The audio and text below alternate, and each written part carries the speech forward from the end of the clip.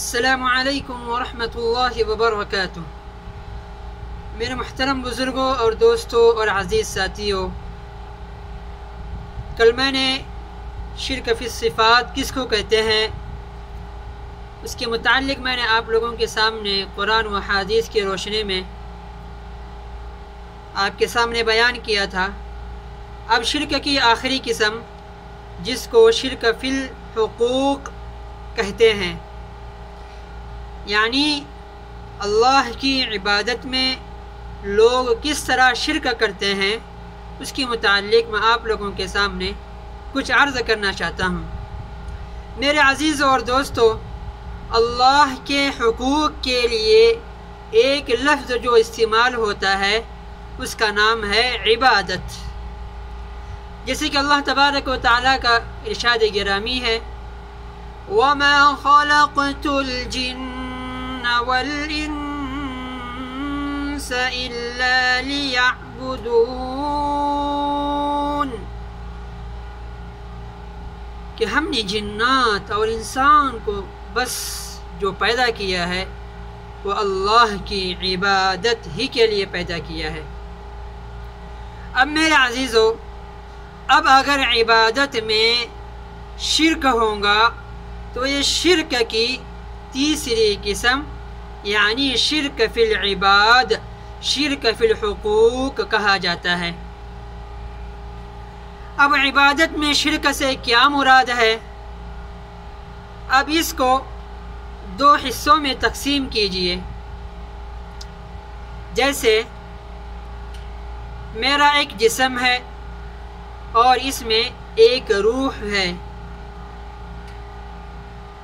اور روح کسی کو نظر نہیں آتی ہے، برخلاف یہ جو جسم ہے وہ نظر آتا ہے۔ یا اس کو یہ سمجھ لیجئے کہ ایک جان جس کو جان کہتے ہیں، وہ جان کسی کو نظر نہیں آتی، لیکن جان ہی کے ذریعے سے انسان کا یہ وجود قائم ہے۔ اگر جان ختم ہو جائے گی تو انسان کا بدن اور روح اور جسم بھی ختم ہو جائے گا۔ اسی طرح میرے عزیزو، عبادت کا ایک جسم اور ایک روح ہوتا ہے۔ جسم سے کیا مراد؟ جسم کیا ہے؟ جسم یہ ہے کہ اللہ کی اطاعت کی جائے، اور کب؟ ہر وقت ہماتن، اور جو بھی عبادتیں ہیں وہ اللہ کے لیے کی جائے۔ اور روح سے کیا مراد ہے؟ روح سے مراد محبت اللہ، اللہ کی محبت ہے۔ اور یہ بھی یاد رکھیے، اطاعت اگر جبر سے کی جائے تو وہ عبادت نہیں ہوتی، وہ بندگی نہیں ہوتی۔ جیسے کہ ہمارا ہندوستان آزاد ہونے سے پہلے ہم انگریز کی اطاعت کرتے تھے، تو کیا یہ بندگی ہوگی؟ نہیں، یہ جبراً اطاعت ہو گئی۔ محبت اور اطاعت اور عبادت اس کو کہتے ہیں کہ کسی ہستی کی محبت میں سرشار ہو کر محبت سے، اخلاص سے، دل لگی سے، خوشی سے اس کی عبادت کی جائے، اس کی اطاعت کی جائے۔ یہ کس کے لیے حاصل ہے؟ بس اللہ رب العزت ہی کے لیے یہ عبادت کی جاتی ہے، اور اسی کے لیے تمام کی تمام عبادتوں کا منشا اور ماوا اسی کے لیے کیا جاتا ہے۔ تو اب ظاہری اعتبار سے جسم کیا ہے؟ اطاعت اللہ، اللہ کی اطاعت۔ اور روح کیا ہے؟ محبت اللہ، اللہ کی محبت ہے۔ اب ان دونوں کے اعتبار سے شرک کیا ہے اور توحید کیا ہے؟ اب آئیے ہم اس کو سمجھتے ہیں۔ اطاعت میں توحید صرف اللہ کی بندگی اور اللہ کی اطاعت کی جائے، باقی سب اطاعتیں جو ہیں اللہ کے اطاعت سے نیچی ہیں، اللہ کے اطاعت سے بڑھ کر نہیں ہیں۔ یہاں اطاعت کی نفی نہیں کی جا رہی ہے، اطاعت کو انکار نہیں کیا جا رہا ہے، جیسے کہ والدین کی اطاعت اولاد پر، شوہر کی اطاعت بیوی پر، اور بیوی کی اطاعت شوہر پر، اسی طرح تمام کی اطاعت کی جا سکتی ہے، لیکن جو اطاعت اللہ کے حکم کے خلاف ورزی کرنے پر آمادہ کرے وہ اطاعت نہیں کی جاتی۔ جیسے کہ مثلا اللہ کا حکم کیا ہے؟ انسان صبح سویر اٹھتا ہے، مؤذن اذان دیتا ہے، اللہ اکبر اللہ اکبر، تو اللہ کی اطاعت کیا ہے؟ اللہ کا حکم کیا آ رہا ہے کہ اٹھو نماز پڑھو۔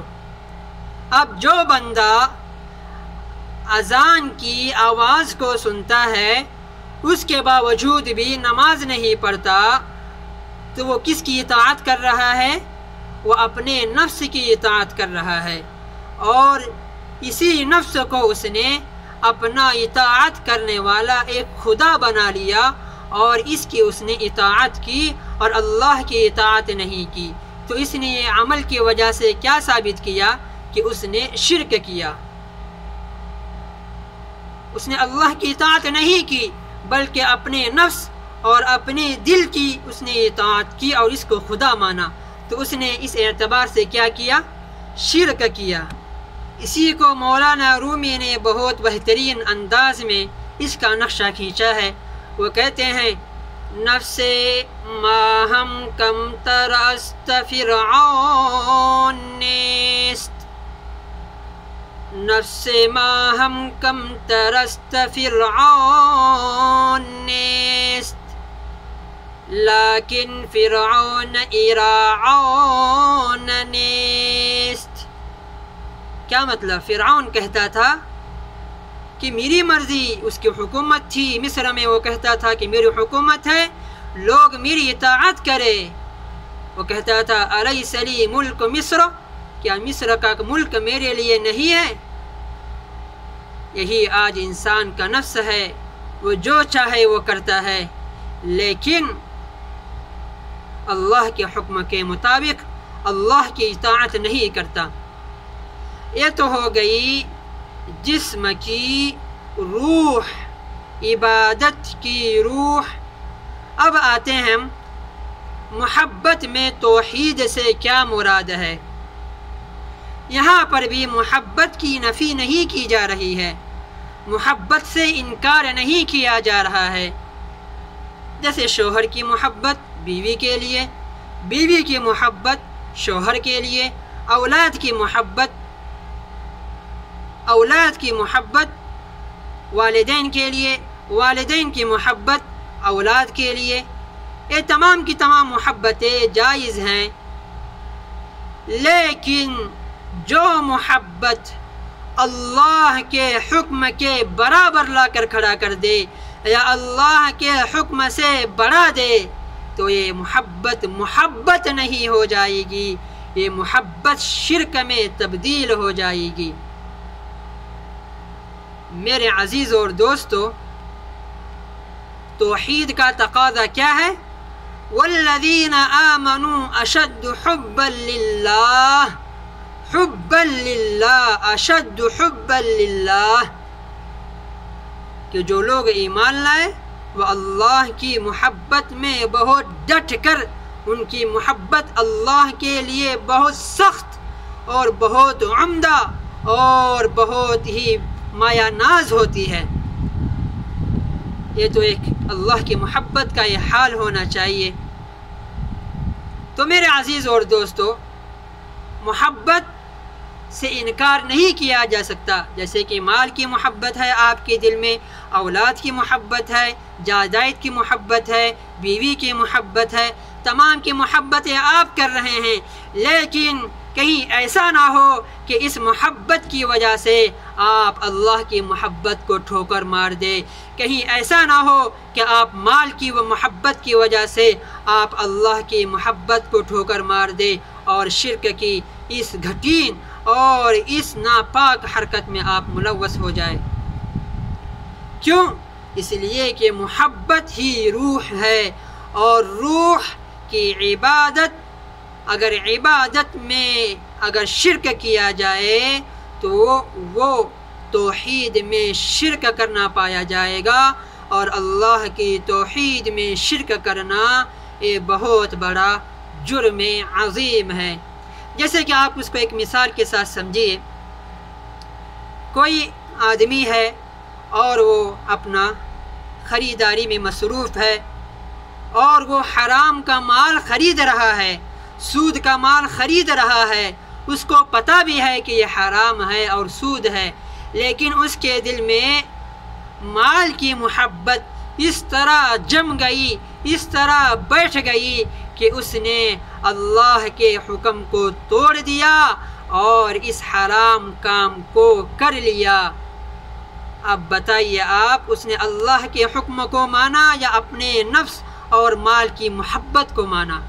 ظاہر سی بات ہے اس نے اپنے نفس اور مال کی محبت کو مانا اور اللہ کی محبت کو چھوڑ دیا، تو یہ کیا ہو گیا؟ شرک ہو گیا۔ میرے عزیزوں اور دوستو، وہ خدا پرست کہتا ہے اپنے آپ کو، اللہ کی عبادت کرنے والا کہتا ہے، لیکن حقیقت میں وہ ہے زر پرست، خدا کی نافرمان کرنے والا ہے۔ جیسے کہ حدیث میں ہے، دعس عبد الدنیا وعبد الدرہم، نبی کریم صلی اللہ علیہ وسلم نے ارشاد فرمایا، ہلاک و برباد ہو جائے وہ بندہ جو درہم اور دینار کا بندہ ہو، اپنی آخرت کو چھوڑ کر، اللہ کی محبت کو چھوڑ کر دینار اور درہم کا بندہ بن جائے۔ عبد الدنیا، عبد الدینار و عبد الدرہم۔ اب مثال کے طور پر کسی کا نام کیا ہوتا ہے؟ عبد الرحمن، اور وہ کام کیا کر رہا ہے؟ جاہل جیسا اللہ کی محبت کو چھوڑ رہا ہے۔ نام تو رکھا اس نے عبد الرحمن، لیکن حقیقت میں کیا ہے؟ عبد الدینار۔ نام تو رکھا عبد الرزاق، حقیقت میں کیا ہے؟ عبد الدرہم۔ ظاہر سی بات ہے نا، جب مال کی محبت بڑھ گئی، اللہ کی محبت کو چھوڑ دیا، اسی کو کہتے ہیں عبد الدنیا و عبد الدرہم۔ تو میرے عزیز اور دوستو، یہ تمام جو باریکیاں تھی میں نے آپ لوگوں کے سامنے رکھنے کی کوشش کیا۔ مجھے امید ہے کہ آپ حضرات انشاءاللہ اس کو سنیں گے اور اس پر عمل کریں گے، اور انشاءاللہ دوسروں تک بھی پہنچائیں گے۔